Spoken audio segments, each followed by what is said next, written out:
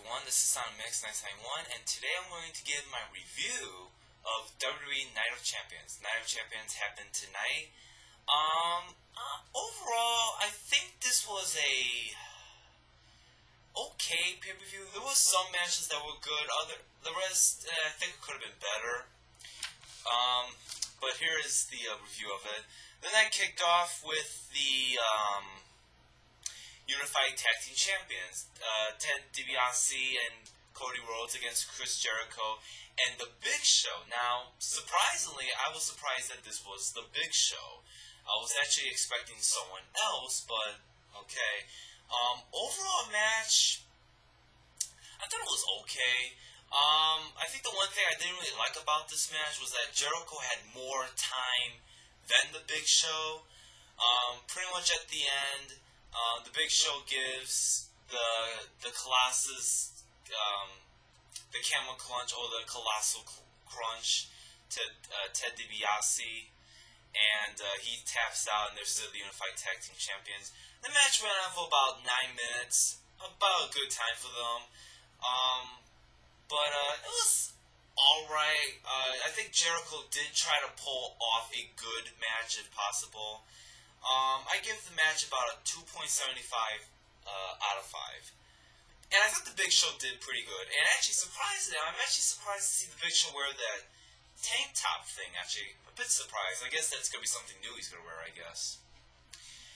Up next was the ECW Championship, Christian versus Tommy Dreamer. This match was good. They had good reversals and good counters. Only downfall about this match was it was short. This match was only 8 minutes long. If this match would have been like 12 to 14 minutes long, this would have been a 3-star plus match. But you know what? It was good for what it was worth. And at the end, surprisingly, Christian pulls off the victory by reversing the Dreamer DDT and into the kill switch, or as I like to call the unprettier. Christian is now a 2-time ECW champion, and the match is a 3-star match. I give it a 3 out of 5. It was pretty good. Up next was the 6-pack challenge. Kofi Kingston, Primo, the replacement of The Big Show, MVP, Carlito, Jack Swagger, and The Miz. I thought it was okay. It was very easy to be focused on the match. It wasn't like everyone crowded in where it was kind of hard to concentrate on which one was that. The match only went on for about 7.5, 8 minutes, 30 seconds, something like that.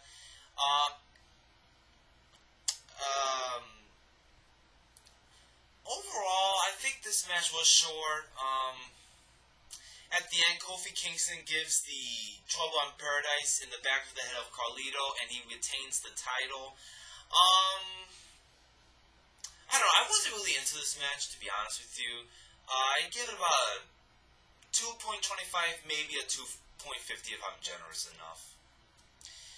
Up next was the women's match, Melina versus Michelle McCool. Typical women's match, 7 minutes. Melina did try to pull off a good match. The only sweet spot in that whole entire match was the DDT on the barricade. And at the end, Michelle McCool rolls Melina up for the 1-2-3 count and retains the women's championship. This match gets like a star, a 1.75 out of 5. I'll be generous. It's a 1.75. Up next, surprisingly, was the WWE Championship match. John Cena versus Triple H versus Randy Orton. This match was very good. Started off slow, but then it really picked up the pace. There were some good sweet spots. There was a little shades of WrestleMania 24 with the double DDT. Of course, that was reversed. There was the STFU on the announcer's table.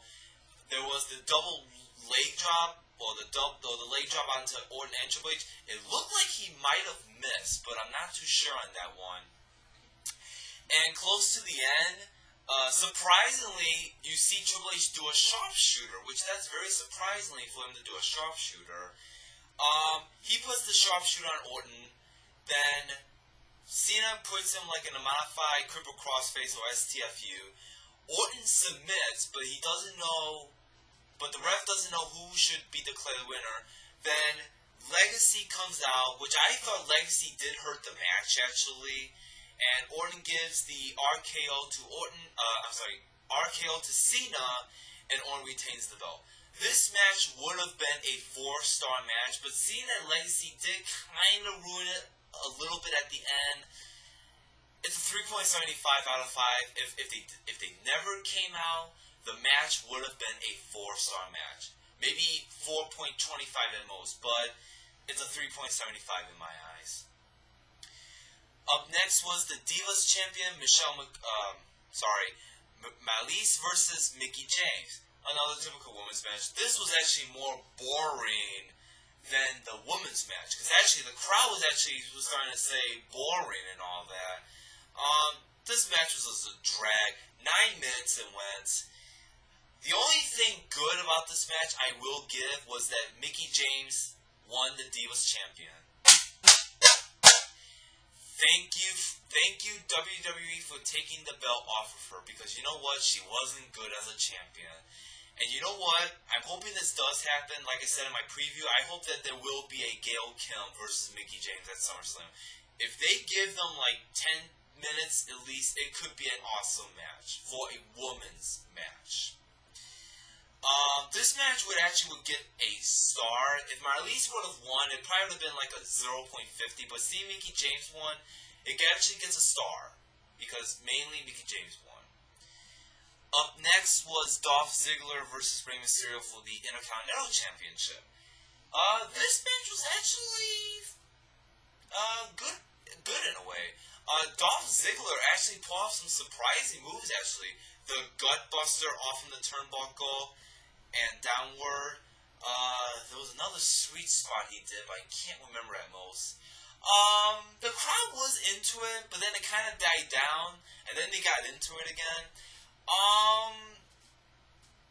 I think this kind of goes to show that Ziggler is improving, which that is good, and I hope he does keep this up, because I think honestly he is a future champion. I think I would give him like a Intercontinental champion by maybe the end of this year or the middle of 2010. I think I would actually give him the belt, not like World Heavyweight or anything, but like Intercontinental United States. At the end, Rey Mysterio hits the 619, body splashes him, or jumps on him, and wins. I give this match a 3-star. I thought it was pretty good, actually. And Ziggler did pull off some good moves, actually. And then finally, the World Heavyweight Championship, which actually this is the surprise main event. CM Punk versus Jeff Hardy. This match was good. I think the downfall with this match was it was only 16 minutes long. Which actually, I think it should have been the WWE Championship, should have been the main event, but it wasn't. But at the end, surprisingly, which I thought this was a surprise, Jeff Hardy hits the Twist of Fate, Slung Time bombs him, and he wins the World Heavyweight Championship for a 3rd time. Yay! The Hardy Party started again.